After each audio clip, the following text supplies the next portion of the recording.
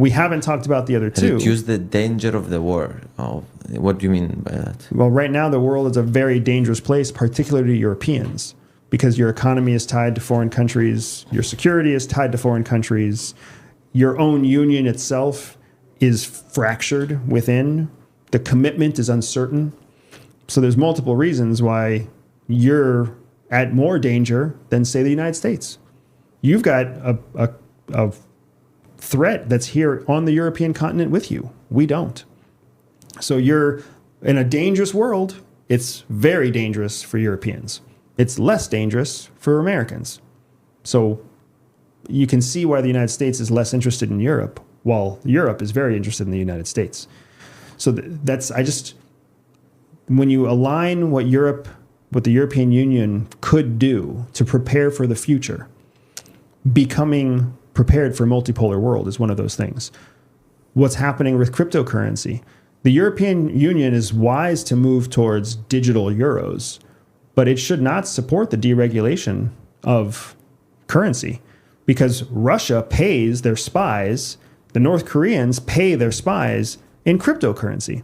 The spies that live all over Europe, because you haven't invested in security like everybody else has, are being paid through decentralized financial systems. Can you elaborate? Because everyday people, we don't think so much about spies that are paid by foreign governments to do espionage here. So can you explain us what you mean by that? I mean, Europe is a haven for espionage. It's a safe place. It's a comfortable place. It's an important place, because if you're in Europe, Brussels is the center of the European Union.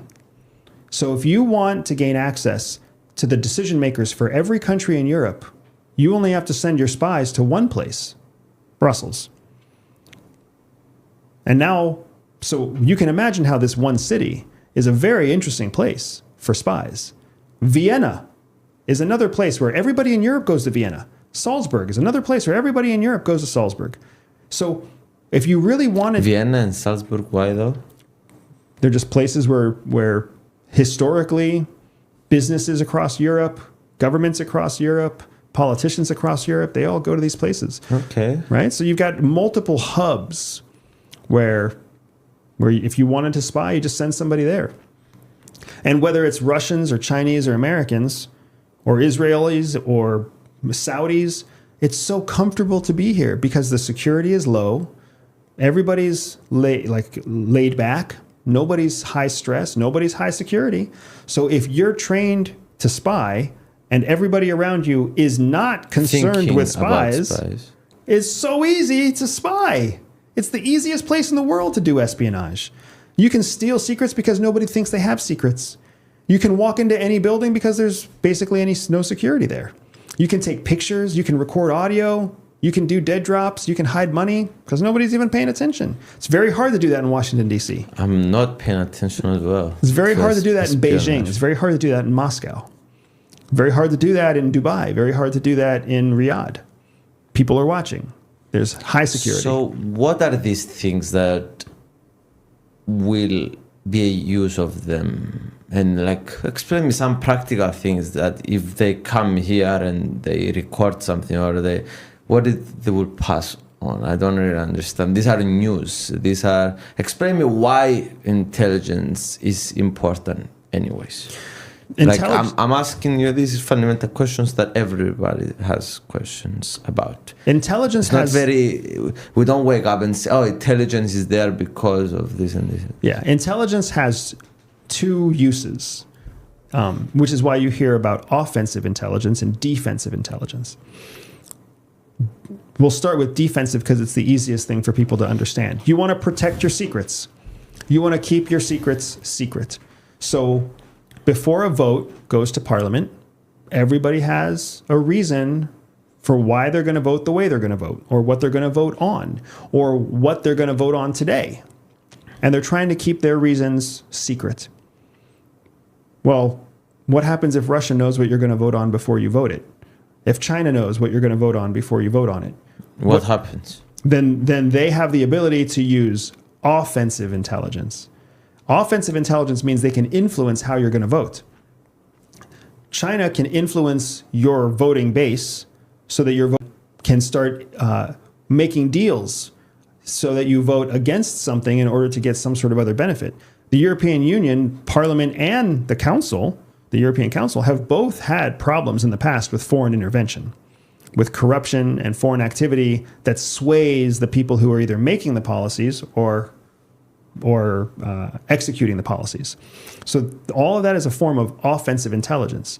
That's the fundamental Those of are it. the two fundamentals, yeah. One is you want to protect yourself. So one is you want to change things for yourself. Espionage happens. This is so they let's say about Mercosur. Mercosur is an agreement that we do with Latin American countries about trade that is very important for Europe and has been in the negotiations for 25 years. So you are saying that now all the countries that don't want this to happen, they will try to get a sense of how we are going to vote as members of the European Parliament before we vote.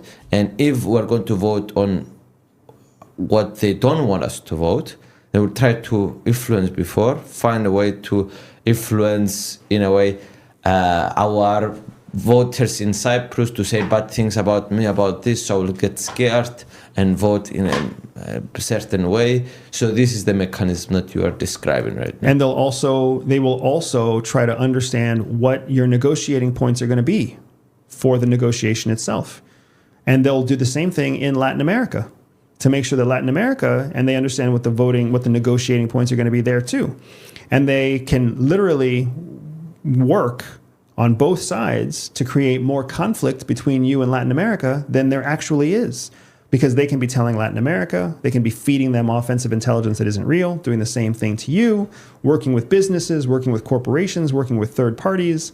They can turn off computer systems. They can create conflict that distracts you from the primary negotiation. Like, that's all part of espionage.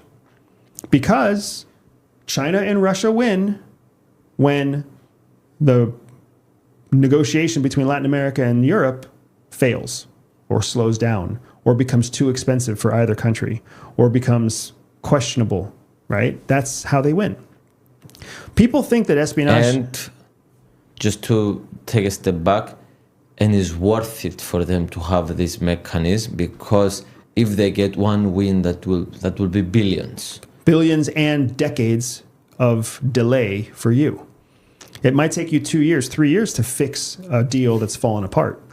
Well, that's 3 years for them that they don't even have to worry about you having access to the Latin American market or the Latin American market having access to Europe. And if you don't have access to Latin America, you become more dependent on cooperating with Russia. So this intelligence is more important in a way, not about crime, but about these types of things. Correct. Because people ask themselves, why would anybody do that? Why would you put the time and money into it?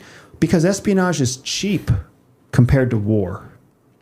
Espionage is cheap compared to war. It might cost us, $100,000, 100,000 euros to get a secret. But because we know that secret, we can keep a $50 billion or 50 billion euro deal from happening for 2 years. Well, that means that 100,000 euros prevented 50 billion euros and also creates success for China and Russia along the way. It's so cheap to carry out espionage compared to carrying out war. And if it's not going to be war with Europe, it's going to be war with the United States. And one example is what happened with Maduro. Yes. It cost, depending on where you read, it cost about $11 million to capture Maduro. Holy fucking shit. But that $11 million... If it was a war, it was going to be hundreds of billions. Yeah. Exactly. And not only that, but the $11 billion is going to come right back with oil subsidies. It's going to come right back with natural resources. It's sent a message to the whole world that if you don't cooperate with the United States... This is what happens. This is what happens to you. That's nothing. So this is what... the most important thing that espionage is used for. and because so far I believe that intelligence is not about this stuff.